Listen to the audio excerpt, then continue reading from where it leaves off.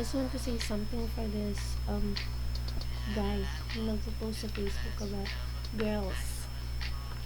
He's saying girls are immature, assuming, maarte, makulit, nakakainis, nakakabwisit. You know what, kuya? You're absolutely right. Ang kulit-kulit ng mga girls. Very assuming sila.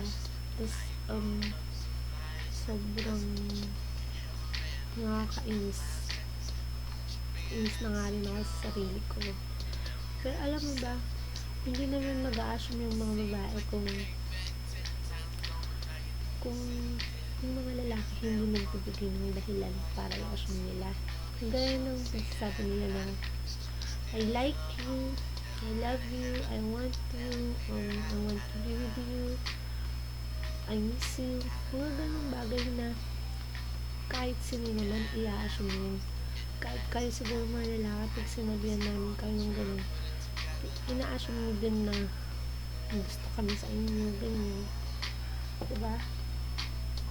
Hindi ko maintindihan kasi yung mga lalaki na ewan, walang hawenta.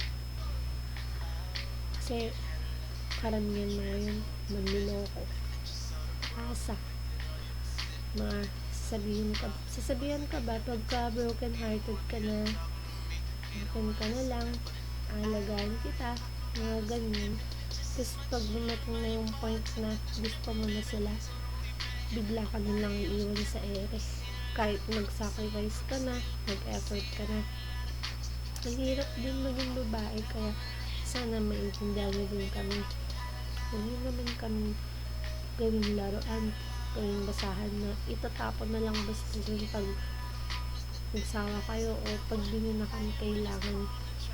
Kasi di sa inyo, gusto na lang sex. Hindi ba kayo mababay na walang sex? Kung ayaw ng babae, di magsalsal na lang kayo.